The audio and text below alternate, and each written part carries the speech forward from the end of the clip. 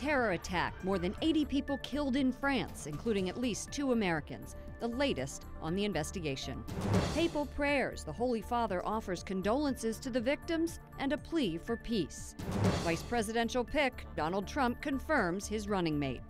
And the executive director of the American Principles Project, how the RNC's platform defines marriage. On EWTN News Nightly for Friday, July 15th, 2016.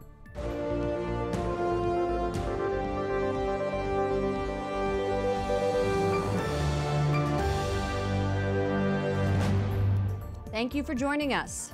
I'm Lauren Ashburn. Investigators want to know what inspired a man to use a truck as a murder weapon, driving into a large crowd in Nice, France. Last night's attack killed at least 84 people, including 10 children, and injured 200 more. A prosecutor says 25 people remain on life support, and about 50 are in critical condition.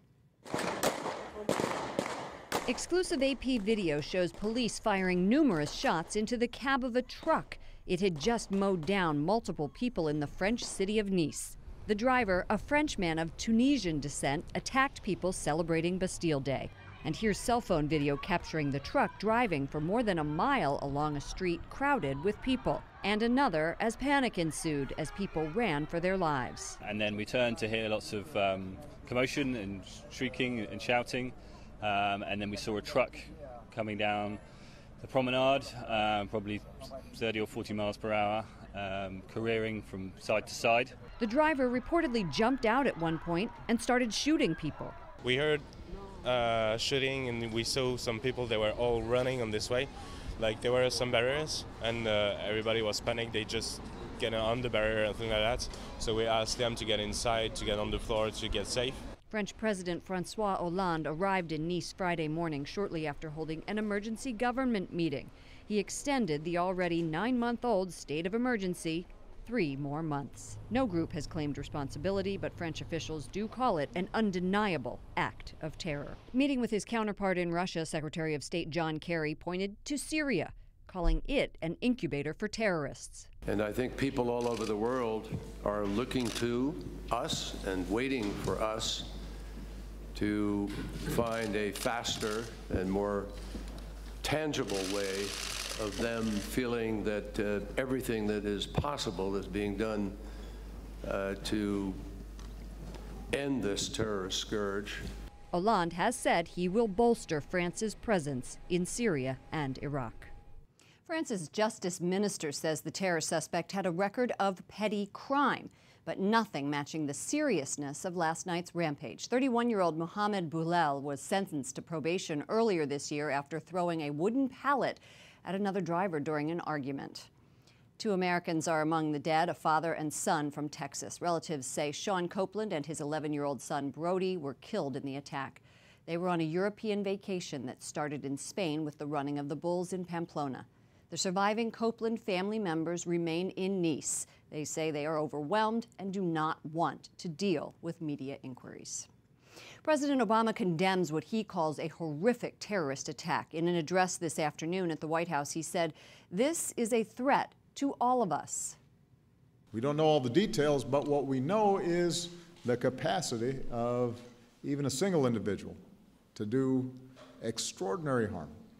As the world mourns the dead, U.S. leaders and candidates outline what they'll do to keep Americans safe. Jason Calvi reports from our newsroom. Lauren, both presidential candidates condemned the attacks. Hillary Clinton tells Bill O'Reilly that intelligence sharing between countries is a major problem. She's calling for a boom in intelligence gathering.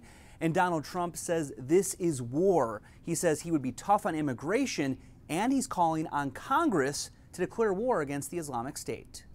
Congress is on break for 7 weeks. Democratic leader Nancy Pelosi took questions today before leaving. What do you think Congress should do in response to France? We have to think in a very careful way.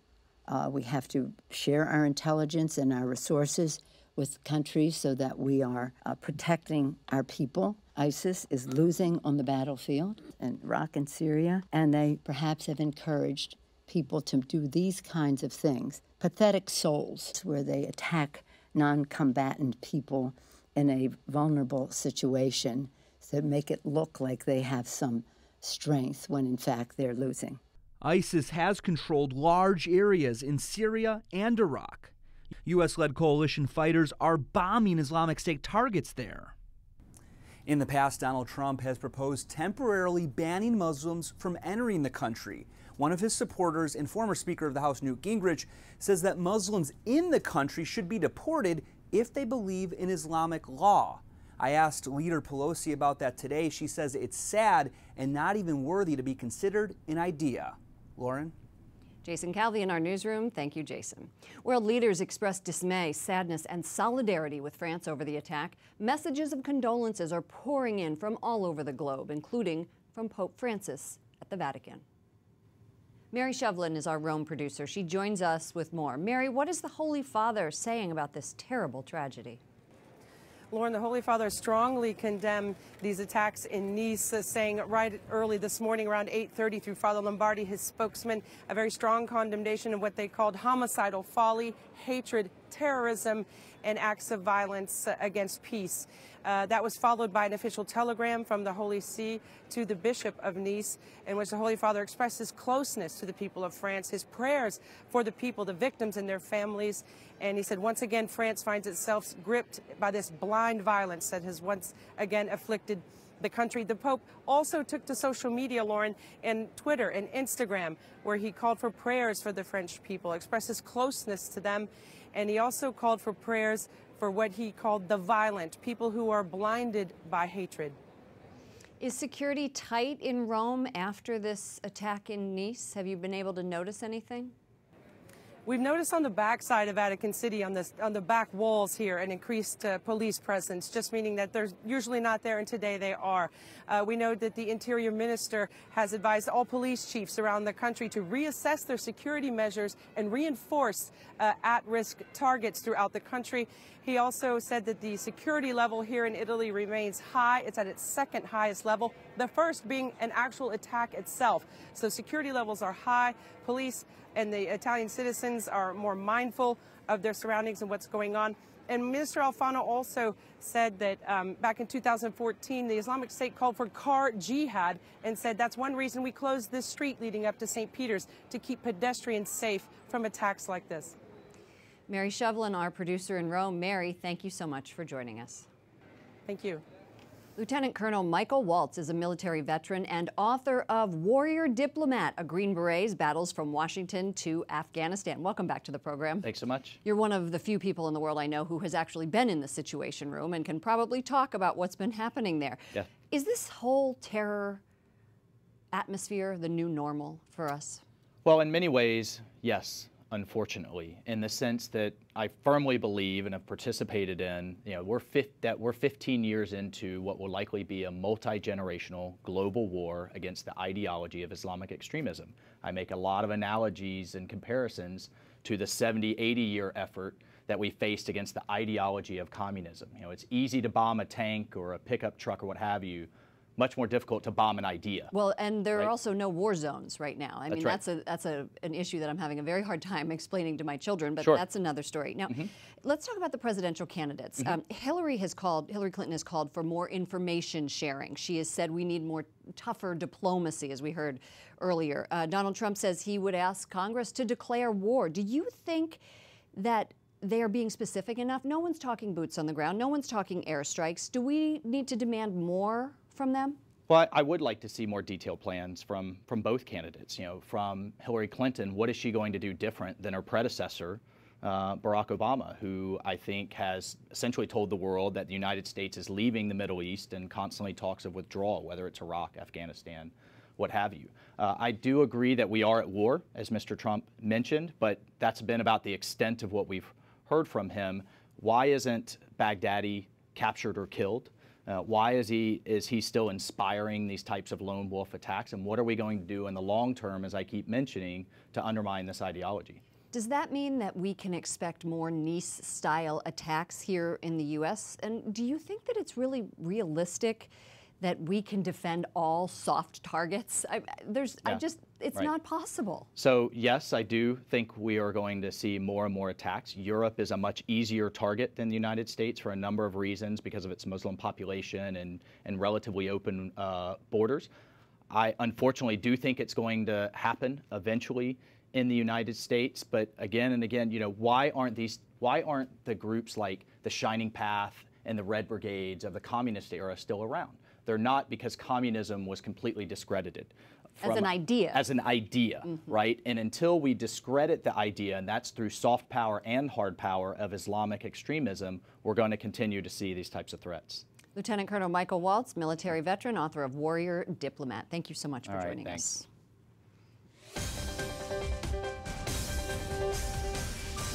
Donald Trump announced on Twitter this morning that Indiana Governor Mike Pence will be his running mate. It followed a frenzied 24 hours of speculation in the media.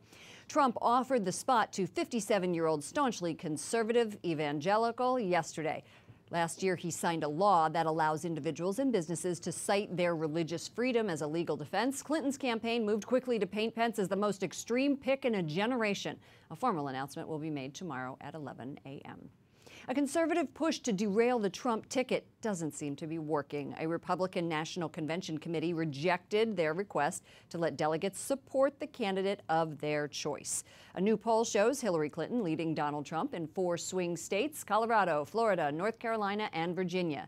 That's quite different than a poll released earlier this week that showed much closer races. It had Donald Trump leading or tied with Clinton in Florida, Pennsylvania, Ohio, and Iowa. Molly Hemingway is senior editor of The Federalist. Welcome to the program, Molly. Great to be here with you. Conflicting polls in swing states. Hillary has lost the lead in the national polls. How much do you think that her lead loss is because of the email scandal? When FBI Director James Comey ended up saying that he wouldn't recommend charges against Hillary Clinton for her mishandling of classified information, he did it only after laying out a case that she had pretty much lied about everything she had told Americans about her private email server and how she'd handled classified information. So you're seeing voters continue to think that she is untrustworthy and dishonest, and that is hurting her in national polls. Now, having said that, it doesn't matter because we don't have a national election. What matters is how you're doing in battleground states, and she's continuing to do better than Donald Trump. She's only in the 40s in many of them, but he's buried down in the 30s. Let's turn to Donald Trump's campaign and his selection of Indiana Governor Mike Pence. Some say he's a very strong Tea Party candidate, an evangelical who has a strong backbone, and then other people say, boy, he is so bland and boring.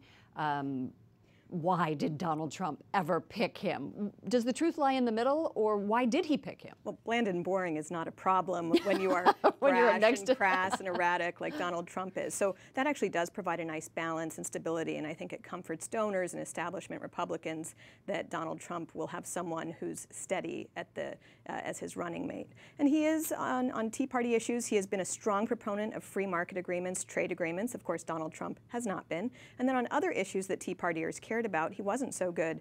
Obamacare, he was a proponent of expanding it in his state, and that was actually one of the big issues that motivated Tea Party Republicans. So he's kind of got a mixed record. Well, I think even on the far right, he's run into a lot of trouble. If you look at what Ann Coulter, for example, has to say, she said that big Trump supporters are calling him a, quote, combo platter of disaster. I love her rhetoric, but he's really annoyed both sides. Oh, especially last year by signing the Religious Freedom Bill and then watering it down right after that. Right. Last year, Indiana passed a Religious Freedom Restoration Act bill. It was a strong bill, very similar to the one that Bill Clinton signed when he was president in the United States, president of the United States. And then after signing it, he did a horrible job defending it when it came under attack. He was inarticulate, and he ended up caving under pressure, which is the worst of all worlds. He pleased nobody, and he's developing a reputation for being inconsistent with his principles. This is going to be a huge problem, and it means that social conservatives don't trust him at all. Okay, thank you so much. Molly Hemingway, senior editor of The Federalist. Thank you. Coming up, a court battle over transgender bathroom bills, why the verdict isn't forthcoming. And the Republican convention, the biggest stories shaping up in Cleveland.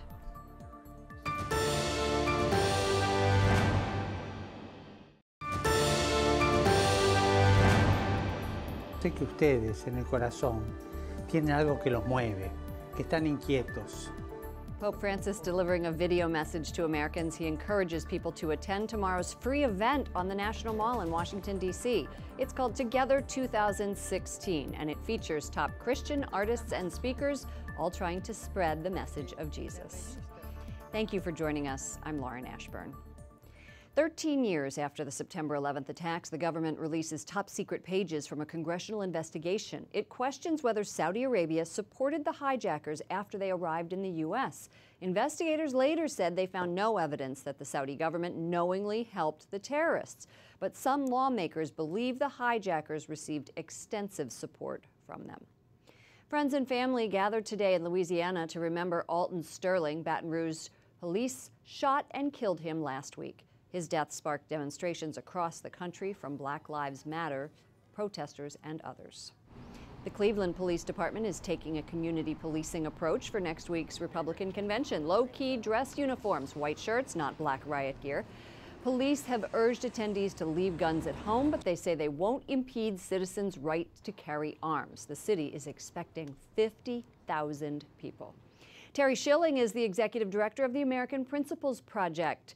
You've just returned from Cleveland. Welcome to our program. Thanks so much for having me, Lauren. While you were there, I understand you were involved with the marriage platform debates, and the platform will be officially voted on Monday once everybody gets there. But why don't you tell us about what the marriage platform is going to say? Will it be any different than last year? It's going to be a little bit 4 years. That's right. That's right. It's going to be a little bit different, but it's definitely been strengthened. So it still defines marriage as between a man and a woman and says that that's the best vehicle to raise children in. However, they've added language that strengthens religious freedom rights across the country. They specifically endorse the First Amendment Defense Act, which protects individuals and organizations from discrimination by the federal government based on their views on marriage. What does that mean specifically? That basically means that the federal government won't be able to take away the C3 statuses of charitable organizations, won't be able to take away the accreditation of Catholic or Christian universities. It basically says that the government can't take any action against you just because of your views on marriage. I understand that a handful of platform committee members were trying to eliminate language like natural marriage. And there was the first openly gay woman, a platform member, who was leading this charge. What happened, and how did that go forward? Was there a big interaction? Was there a scuffle?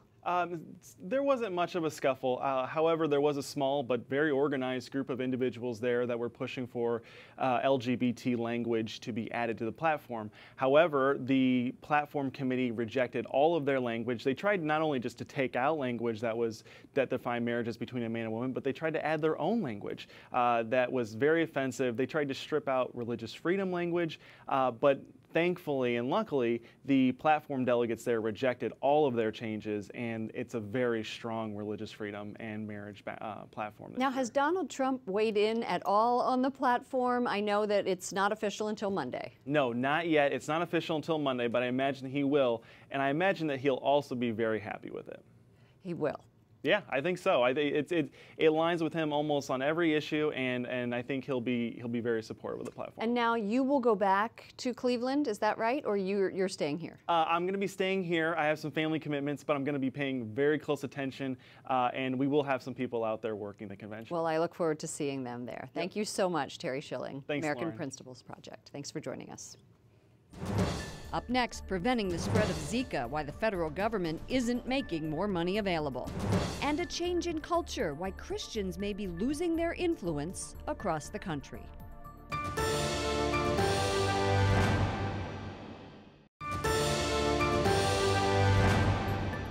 This is the feast day for St. Bonaventure, who's known as the doctor of the church. St. Bonaventure, pray for us. Thank you for joining us this evening. I'm Lauren Ashburn. Doctors learn new information about the Zika virus. Today we learn about the first case of a woman transmitting the virus to a man through sex. Before, it was only known to spread from mosquitoes and from men to women. Congress has left Washington for a 7-week break without passing a bill increasing funds to fight against the mosquito-borne virus.